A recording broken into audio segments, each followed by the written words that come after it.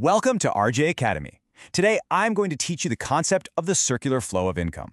In this explainer, we're going to take some fairly complex macroeconomic ideas and map them out so they actually, make sense.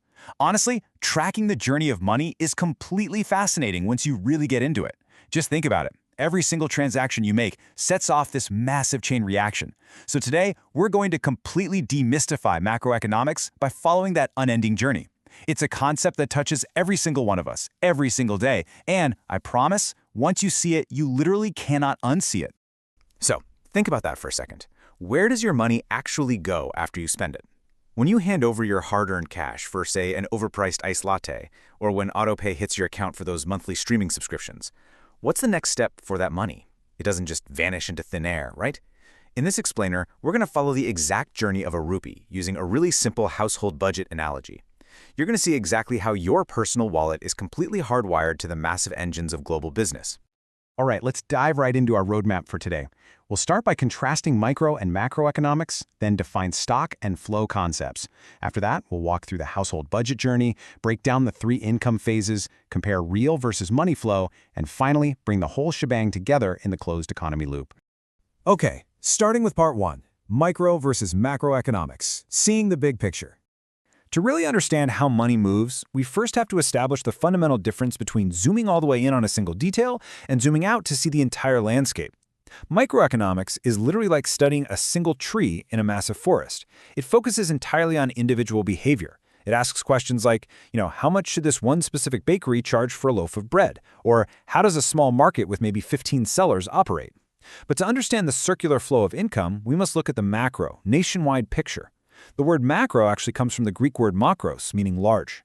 So here we're looking at the entire forest. We're talking about nationwide aggregates, total national income, and massive issues affecting everyone like inflation and unemployment.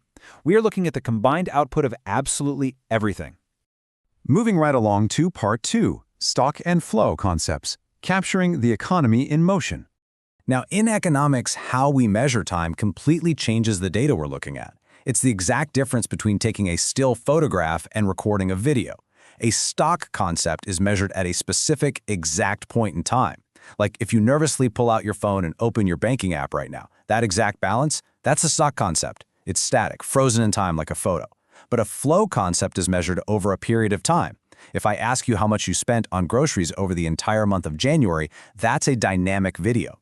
The circular flow of income is inherently a dynamic flow concept because we are looking at how money moves over a period of time. It's all about motion. Which brings us to part 3, the household budget journey, the unending loop. Let's zoom into the everyday reality that you and I experience using a household budget analogy. This is exactly where macroeconomics meets your daily life. Let's say you leave your house on Monday morning to go code software at a tech company. You provide your labor, which economists call factor services. At the end of the month, the business pays you a salary. Suddenly, it's payday, and you're feeling rich.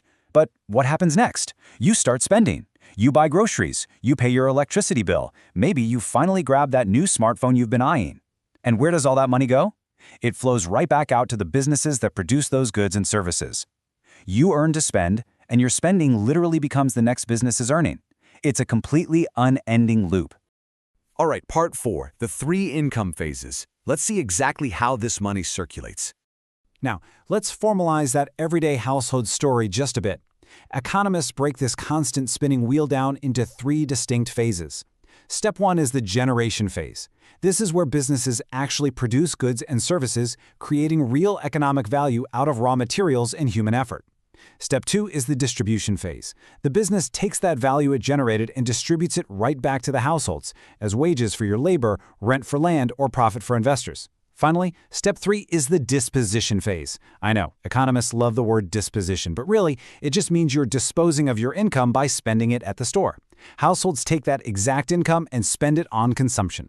So production inherently funds consumption, which in turn funds more production. Part 5, real versus money flow. 2 sides of the exact same coin. So we know money is moving in a circle, but here's a kind of fascinating twist. This circular journey actually happens on 2 parallel tracks simultaneously. First, we have the real flow, which is the physical exchange. Think of this as the tangible sweat equity. It's you physically going to a factory to build cars, or typing away at a keyboard coding software for a firm.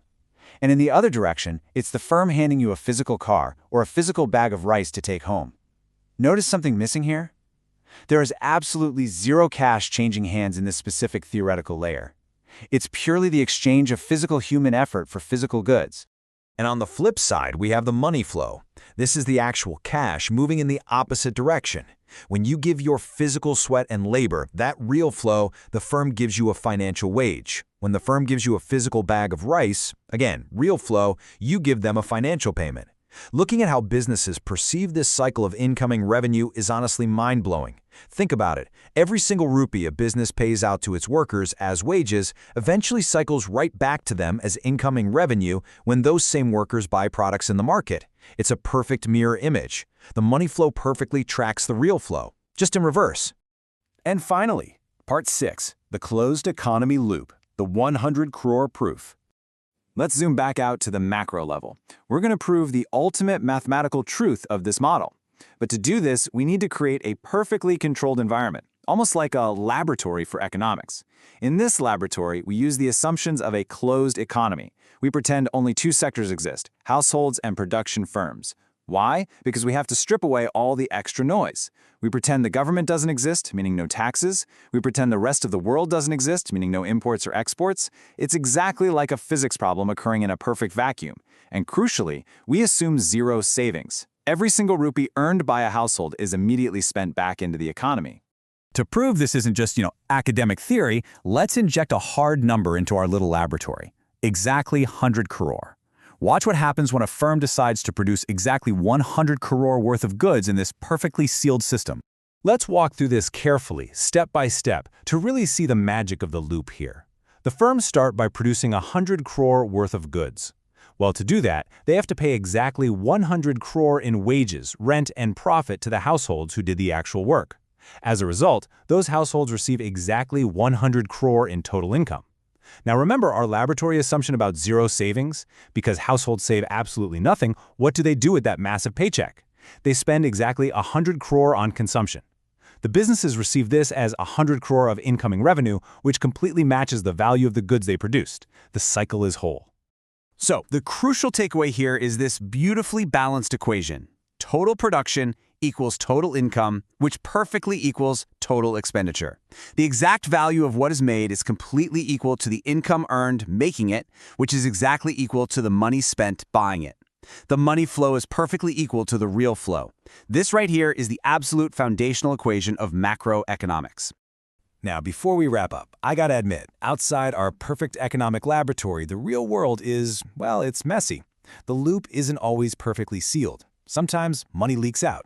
If households decide to save some of their money in a bank instead of spending it, or if they pay taxes, or even if they buy imported goods from another country, those are called leakages. They literally withdraw money from the domestic flow.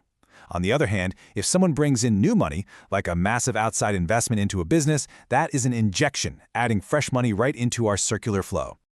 Consider this final thought. What are the leakages and injections in your own daily budget? When you inevitably save a portion of your paycheck, you are personally creating a leakage in the macroeconomy. Understanding your personal role in this massive, unending cycle really changes how you view your everyday spending, doesn't it? Oh, and by the way, the notes for this chapter are right down there in the description. See you next time.